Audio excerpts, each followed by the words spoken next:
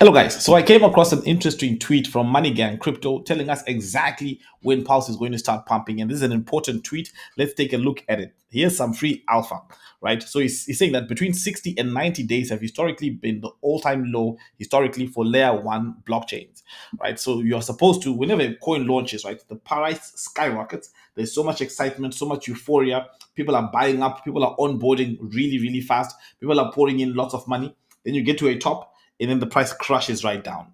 When the price crashes down, it reaches the bottom, stabilizes for some time, and then the journey to the journey to the next pump begins.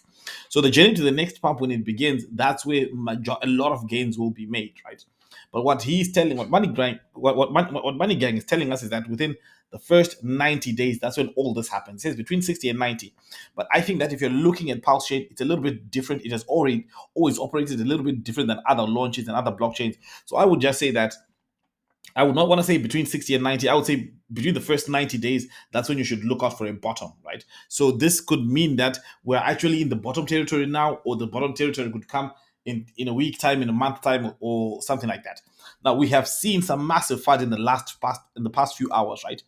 And that FUD has been strong, possibly the strongest Pulse has experienced since launch, right? But the majority of the FUD has been on the Hex side, but we've seen some FUD in the whole Pulse chain ecosystem. Now, this FUD, I think, has had an impact on reducing the price a bit, but I don't think that the impact of the FUD is finished yet. I think that we might see a little bit more impact in the next few days, and then we'll see some stabilizing. However, despite that impact of the FUD, there is also some buyers on the sidelines who are waiting to gobble up those dips. Because what we saw is that when Hex dipped, they were buyers. There were people who bought Hex from its bottom, and then it brought it back up. That's EHEX. So I would say that trying to scoop the perfect bottom is difficult, but to just have it in your mind as a mental construct that, okay, look, potentially, if we have pain, it's going to last for the first 90 days of launch, right? And that's a great insight to have. And then after that, we are possibly supposed to go to the moon. Now, the thing is this. The fundamentals are extremely strong. The fundamentals are strong. We've seen the growth that PulseChain has. We see the amount of users that are there. We see builders building, and we're seeing lots of exchanges starting to list Pulse, and Pulse being more and more accessible, more than Hex ever was. And we've obviously seen the buy and burn mechanism for PulseX, and we've also seen Richard Hart burn some of the tokens that some of the validator coins, some of the validator coins that were there, some of the very first validators burning some Pulse tokens. So I think the fundamentals are good, and that should mean that over time, the only thing that can happen is number go up. But as long as we have this timeline in our minds that, look, it's too early to start to expect those massive gains, but it's just a good time to wait. Now, what should anyone do with this information? I think the best strategy to do with this information is to just, if you have money, deploy slowly, because obviously we know 90 days, the price can always go lower.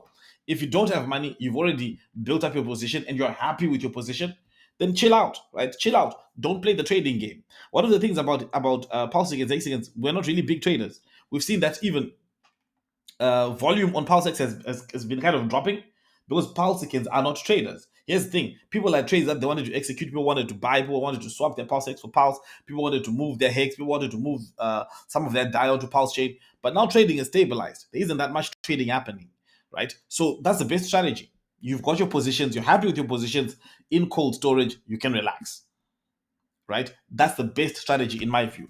So we've got to be prepared for lower prices and also prepared for a pump at any moment now, because we are in that range where L1s normally pump. But we don't want to take that information as complete gospel, because we know that in many cases Pulse does not follow the norm that other cryptocurrencies follow as well. So it's good to just have to be mentally prepared for anything, but at the same time to understand that this is a long-term game that you're playing for the long run, and bottoms, they may come, they may go. But if you're not planning to sell for the next few, for at least the next year, if you're not planning to sell for the next year at least, then it doesn't matter if price goes another 90% down from where we are. We read a tweet a few days ago about Richard Hart talking that, look, you need to measure things in time, not in the volatility. Because if you have a week up and then the price goes to $1 for 30 seconds, then all of a sudden you're crying that, oh my God, we're down. Right? Don't worry about that. Don't worry about short-term volatility if you're in this for the long term. If you're in this for the long term, focus on the long term. So Again, the story is the bottom might be coming soon, right? According to what most L1s have done, and or it might be here already, and that means that at that point of the bottom, we can only go one direction, and that's up. That's the upside. Anyway, guys, thank you for watching. Let me know what you think in the comments below. Thank you for watching, and I'll see you again next time. And obviously, this is absolutely not financial advice. This is just some crypto power talk. Crypto power talk, right?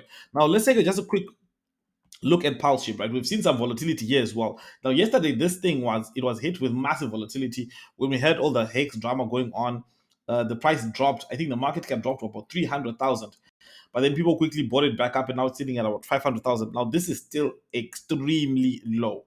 The market cap is extremely low. We can see here the bottom yesterday was, yeah, it might have even reached even lower than that. It reached, no, this is not yesterday. So the bottom might have hit about 300,000 for the market cap, and we've seen a strong recovery here. It's now sitting back at about 500,000. But look, I do think that this is undervalued, extremely cheap in my view. So I think that look, it's still extremely early. And the good thing is you can carve out a large chunk of this because majority of the coins are on the market right now. So or at least in the community's hands. So I think that it's a good time in my view to carve up a piece of this. Anyway, guys, let me know what you think about all of this. Thank you guys for watching, and obviously, as usual, non financial advice. Cheers.